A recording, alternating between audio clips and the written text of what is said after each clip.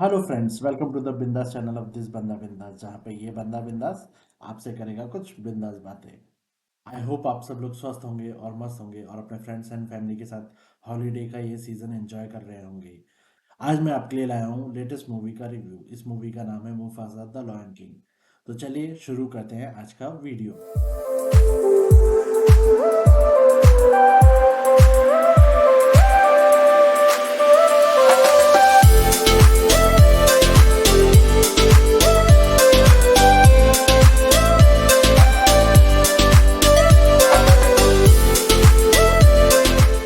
ये मूवी 20 दिसंबर को रिलीज़ हुई है और आपके थिएटर्स में लग चुकी है। तो आप अगर अपना फेस्टिव सीज़न यहाँ पे एंजॉय करना चाहते हैं अपने फ्रेंड्स एंड फैमिली के साथ और स्पेशली बच्चों के साथ, तो ये मूवी एक बहुत अच्छा ऑप्शन है। मुफासा द लॉयन किंग 2019 में आई हुई द लॉयन किंग मूवी का प्रीक्वल है। 2019 में द लॉयन किंग जो मूवी आई थी वो सिम्बा की कहानी थी और यहाँ पे उसके फादर मुफासा की कहानी को दिखाया गया है। तो चलिए बात करते हैं इस मूवी के प्लस पॉइंट्स और नेगेटिव पॉइंट्स की, और क्या ये मूवी आपको थिएटर्स में देखनी चाहिए या नहीं देखनी चाहिए।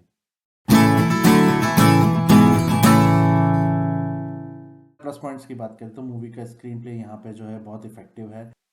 मूवी के जो सीन्स है वो एक्चुअल में विजुअल ट्रीट्स हैं, और अगर आप इसको आई मैक्स 3D में देखते हैं तो ये आपके लिए एक बहुत ही अच्छा अनुभव होने वाला है, एंड आई वुड रिकमेंड कि आप इसे आई मैक्स 3D में ही देखिए। मूवी के जो सीन्स है, जो एनिमेशंस है, जो इफेक्ट्स है, वो बहुत ही मेस्मराइजिंग है एंड एक विजुअल ट्रीट का काम करते हैं। तो ये मूवी का एक बहुत ही उम्दा प्लस पॉइंट है।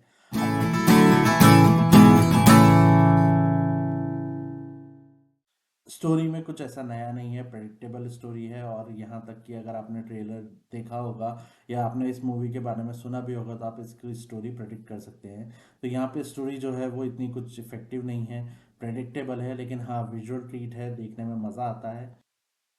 तो मूवी की स्टोरी में एक्चुअल में स्टोरी है, यहाँ पर रफ़ीकी जो है सिम्बा की बेटी को मुफासा की कहानी सुनाते हैं जो एक्चुअल में उसके दादाजी हैं।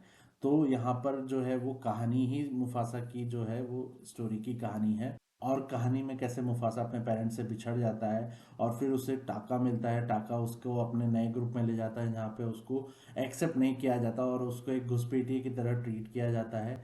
और फिर कैसे वो उनके साथ घुल मिल जाता है और कैसे फिर वहाँ पे उसको चैलेंजेस आते हैं, और कैसे वो फिर टाका के साथ उसका जो बॉन्डिंग है और उसका जो रिलेशनशिप डेवलप होता है वो यहाँ पर दिखाया गया है। कि स्टोरी में एक सस्पेंस बनाने की कोशिश की है कि टाका कौन है और एक्चुअल में टाका कौन निकलेगा। लेकिन अगर आप लॉयन किंग जानते हैं, अगर आपने लॉयन किंग पढ़ी हुई है और आपने लॉयन किंग का फर्स्ट पार्ट भी देखा हुआ है, तो कहीं ना कहीं आपको पहले से अंदाजा हो जाएगा कि टाका एक्चुअल में कौन निकलेगा।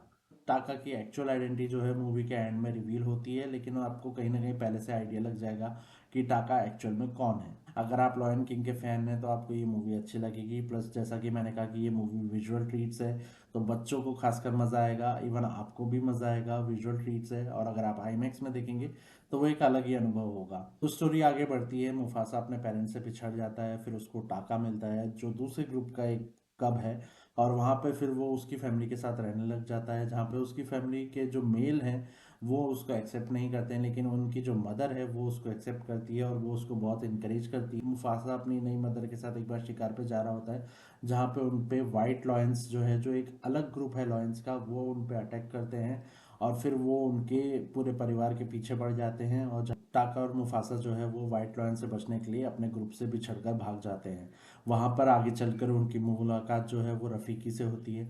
रफ़ीकी अपने ग्रुप में, जो बबून्स का एक ग्रुप होता है, वहाँ पे रफ़ीकी को निकाल दिया जाता है क्योंकि वो एक पैर से लंगड़ा होता है और उसको एक्सेप्ट नहीं किया जाता। तो वो रफ़ीकी भी अपनी एक जर्नी पे निकलता है जहाँ पे उसकी मुलाकात मुफासा और टाका से होती है, और फिर उनको शराबी करके एक लॉयनेस मिलती है जो भी इनके साथ जुड़ जाती है। वहाँ पे उनको जाजू मिलता है शराबी के साथ, और ये पांचों फिर अपनी जर्नी पर निकल पड़ते हैं मिलेले के लिए। मिलेले एक ऐसी जगह है जो बच्चों को कहानी सुनाई जाती है, जहाँ पे हर तरफ हरियाली होगी, खाना होगा, पानी होगा और हर तरफ खुशहाली होगी। तो ये पांचों जो है उस जर्नी पे निकल जाते हैं और इनका पीछा जो है वाइट लॉयंस कर रहे होते हैं। तो ये पूरी जो है कहानी है।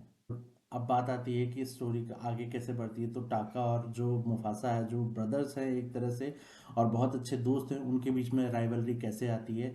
तो यहाँ पे आता है औरत का चक्कर। जैसा कि हर कहानी और हर घर घर की लड़ाई का कारण एक ही होता है, औरत का चक्कर बाबू भैया, औरत का चक्कर बहुत बेकार होता है।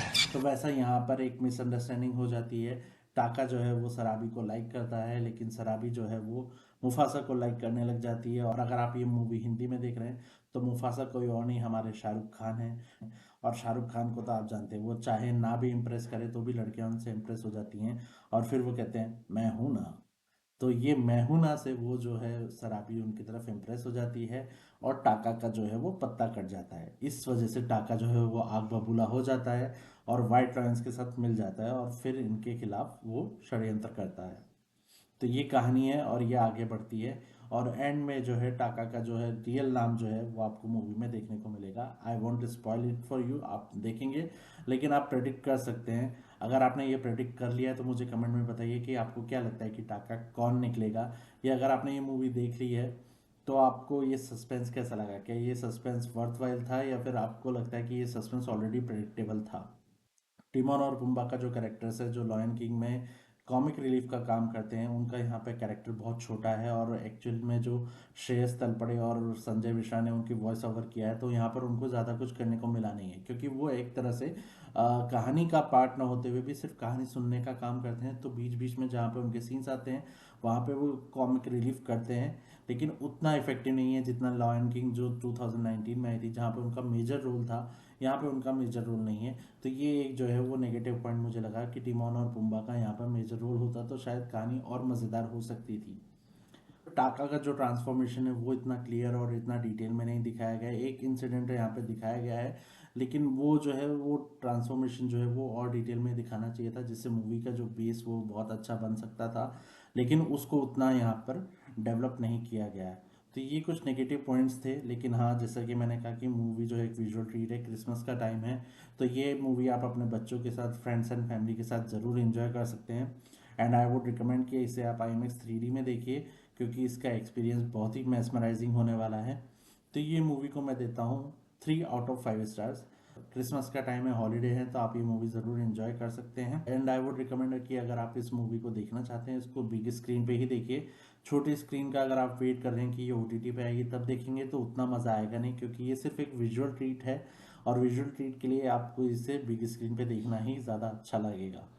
तो ये था मेरा review Mufasa the lion king के लिए। I wish you a merry Christmas and a happy new year.